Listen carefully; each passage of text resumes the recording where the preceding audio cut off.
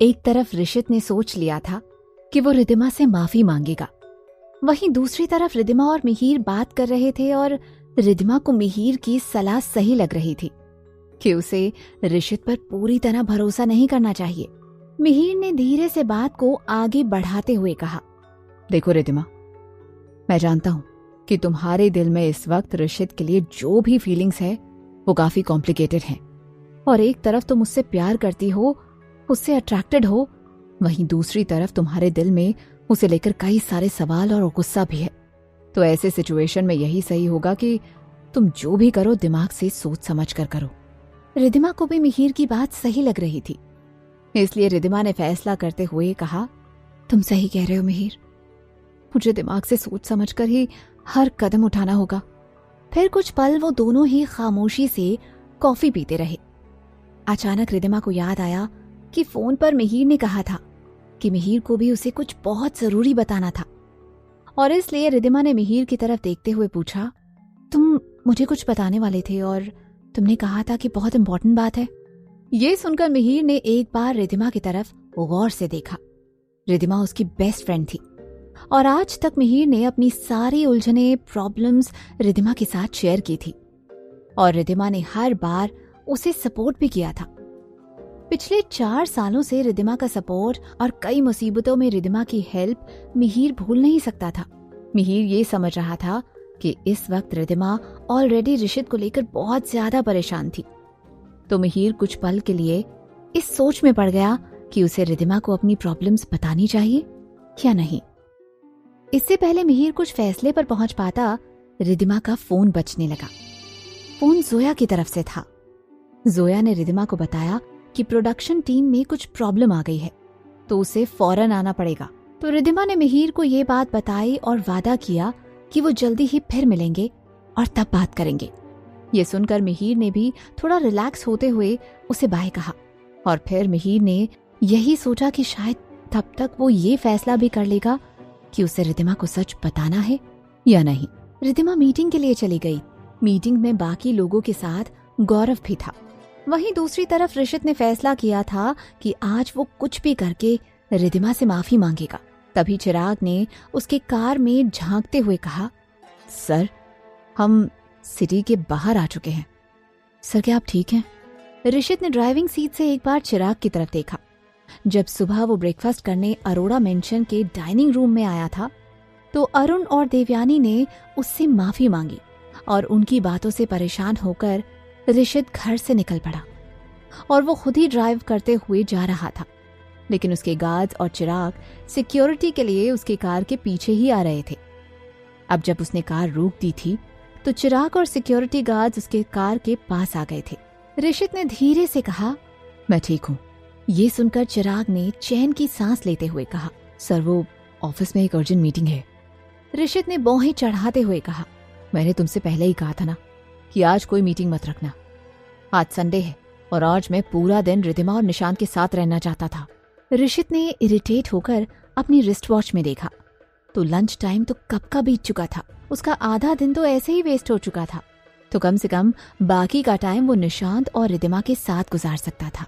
ऋषित चिराग से कहने ही वाला था कि वो मीटिंग पोस्टपोन कर दे, लेकिन तभी चिराग ने ऋषित को बताया कि ये मीटिंग उनकी उस नई कंपनी के सिलसिले में थी जो ऋषित सोनिया के लिए शुरू कर रहा था। ना चाहते हुए भी ऋषित ने मीटिंग में जाने का फैसला किया। कुछ घंटों बाद ऋषित बाकी के बिजनेस एसोसिएट्स के साथ मीटिंग में बिजी था और उन्हें इस नई कंपनी के लिए बहुत मुश्किल का सामना करना पड़ रहा था। अभी भी कुछ गवर्नमेंट परमिशन बाकी थी, जिसकी वजह से उन्होंने ये अर्जेंट मीटिंग रखी थी और सोनिया भी इस मीटिंग में थी। तो उसने सोचा था कि इस मीटिंग के बहाने उसे ऋषित के साथ थोड़ा वक्त बिताने का मौका मिल जाएगा, और इसलिए सोनिया बार बार मीटिंग में कुछ बोलकर और डिस्कशन में हिस्सा लेकर ऋषित का ध्यान अपनी तरफ खींचने की कोशिश कर रही थी। लेकिन ऋषित का ध्यान न मीटिंग में था और न ही सोनिया पर। वो बस दिल ही दिल में यही सोच रहा था कि वो ऐसा करे जिससे रिद्धिमा उसे माफ कर दे। ऋषित को पहले रिद्धिमा से दिल खोलकर बात करनी होगी। उसे रिद्धिमा को समझाना होगा कि वो लेटर्स कैसे उसकी जिंदगी का एक हिस्सा थे। उसे रिद्धिमा को बताना होगा कि कैसे वो सोनिया से मिला, फिर कैसे उसे पता चला कि वो लेटर सोनिया ने लिखे हैं और क्यों वो सोनिया का प्यार स्वीकार करने पर मजबूर हो गया। ऋषित को रिद्धिमा से माफी मांगनी होगी और कुछ करके उसे रिद्धिमा का मूड ठीक करना होगा और उससे बात करनी होगी। फिर ऋषित ने फैसला किया कि अब तक ऑलरेडी शाम हो चुकी थी, तो क्यों ना वो रिद्धिमा को डिनर पर ले जाए। इससे रिद्धिमा का मूड भी ठीक हो जाएगा और वो रिद्धिमा से दिल खोलकर बात भी कर पाएगा। दूसरी तरफ रिद्धिमा भी गौरव के साथ मीटिंग में बिजी थी, लेकिन उसका ध्यान भी मीटिंग पर नहीं था। वो भी अपनी ही सोच में डूबी हुई थी। उसके दिल में बहुत से ख्याल आ रहे थे, माना कि ऋषित गलतफहमी के चलते उसे छोड़ लंदन चला गया। लेकिन रिद्धिमा कैसे भूल सकती थी कि उसके बाद ऋषित सोनिया के प्यार में पड़ गया और फिर कैसे वो सोनिया को लंदन से मुंबई ले आया। और वो ये कैसे भूल सकती थी कि ऋषित ने ही रिद्धिमा का 4 साल पहले वो जानलेवा एक्सीडेंट करवाया था। भले ही उनके बीच बहुत नजदीकियां आ गई थी, वो दोनों बहुत करीब आ गए थे और भले ही वो खुद को ऋषित के करीब जाने से रोक नहीं पा रही थी, लेकिन वो ये सच तो नहीं झुठला सकती थी कि सोनिया उसकी गर्लफ्रेंड थी और ऋषित उससे प्यार करता था। और सोनिया के लिए ऋषित ने रिद्धिमा की जान लेनी भी चाहिए थी। बस अब उसे खुद को ऋषित के करीब जाने से रोकना होगा। रिद्धिमा ने खुद से फैसला लिया और सोचा कि अब वो ऋषित के और करीब नहीं जाएगी। उधर जैसे ही ऋषित की मीटिंग खत्म हुई, वो मीटिंग रूम से अपने कैबिन के लिए निकल पड़ा। चलते चलते ऋषित ने अपने असिस्टेंट चिराग को ऑर्डर देते हुए कहा, मेरे और रिद्धिमा के लिए एक स्पेशल डिनर का अरेंजमेंट करो और होटल का नाम मुझे मैसेज कर देना। चिराग ने धीरे से मुस्कुराते हुए कहा, जी सर।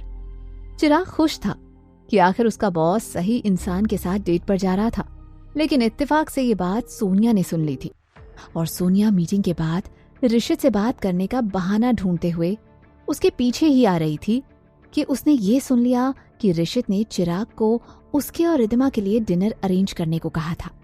ये सुनते ही सोनिया का तन बदन गुस्से से कांपने लगा और वो फौरन वॉशरूम में चली गई।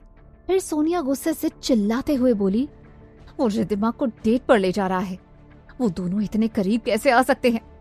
ऋषित ने ऐसा सब तो मेरे लिए कभी नहीं किया। मुझे डेट पर ले जाने के लिए वो हमेशा बहाने बनाकर टाल देता था और आज वो इतना बिजी शेड्यूल होने के बाद भी उसके साथ डिनर पर जा रहा है। सोनिया की किस्मत अच्छी थी कि वहां कोई और नहीं था।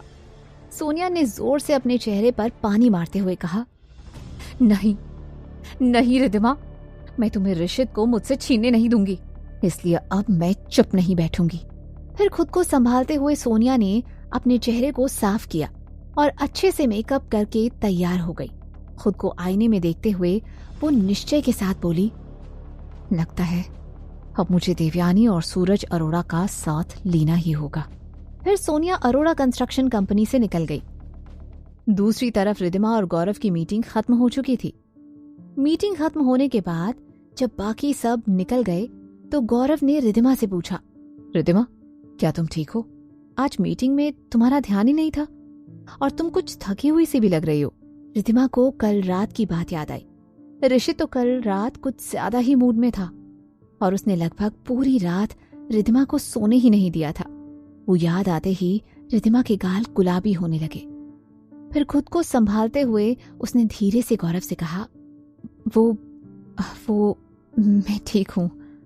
तभी गौरव ने जोर देते हुए कहा, रिद्धिमा अगर कुछ प्रॉब्लम है तो बोलो ना। जिस पर रिद्धिमा ने फौरन कहा, नहीं गौरव, मैं बिल्कुल ठीक हूँ। फिर रिद्धिमा के साथ ज्यादा वक्त बिताने के इरादे से गौरव ने पूछा, ओके तो डिनर साथ में करें? रिद्धिमा ना नहीं कह पाई और दोनों ही ऑफिस से निकल पड़े। उधर चिराग ऋषित के पास उसके कैबिन में आया और उसने कहा, सर वो रिद्धिमा मैडम।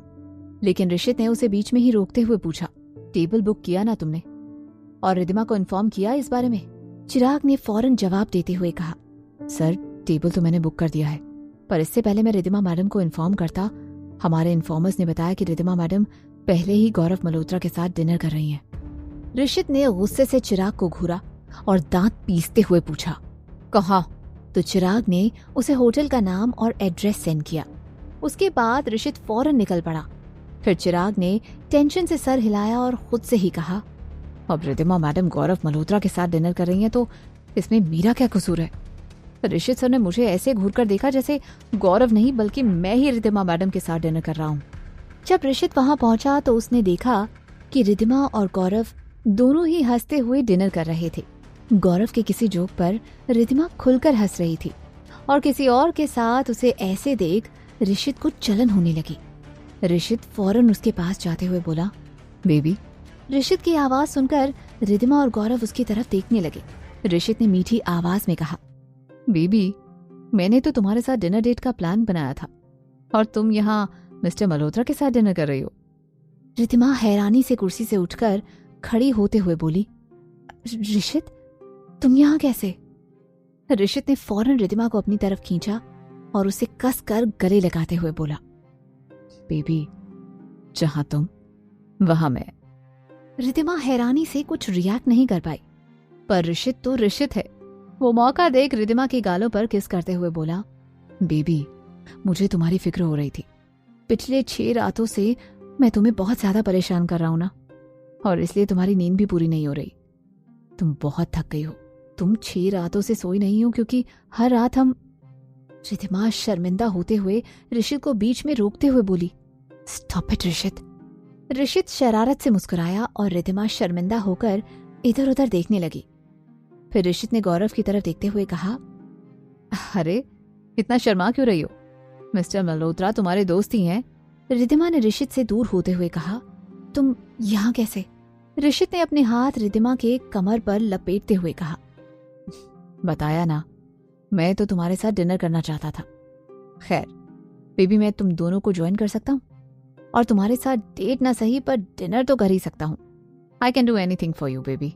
ऋषित का ये बर्ताव देख रिद्धिमा गौरव के सामने एम्बैरेस्ड फील कर रही थी, इसलिए रिद्धिमा ने फौरन कहा, नहीं, हमारा डिनर हो चुका है ऋषित, मैं और गौरव बस निकलने ही वाले थे। ऋषित ने फिर से प्यार से रिद्धिमा के गाल पर किस करते हुए कहा, ओ बेबी, तुम मुझे ऋष कहकर ही बुलाया करो, जैसे कल रात बोल रही थी। रिद्धिमा ने दांत पीसते हुए कहा, स्टॉप इट ऋषित। फिर रिद्धिमा ने गौरव की तरफ देखते हुए कहा, गौरव, मुझे लगता है कि मुझे जाना चाहिए, तो कल मिलते हैं। गौरव ने किसी तरह अपने गुस्से को काबू में रखते हुए कहा, ओके रिद्धिमा। ऋषित ने फिर एक पल गौरव को घूर कर देखा और फिर अगले ही पल रिद्धिमा को अपने साथ ले गया। पीछे गौरव गुस्से में जल रहा था। ऋषित की बातों से गौरव समझ गया था कि रिद्धिमा और ऋषित एक दूसरे के कितने करीब आ गए थे।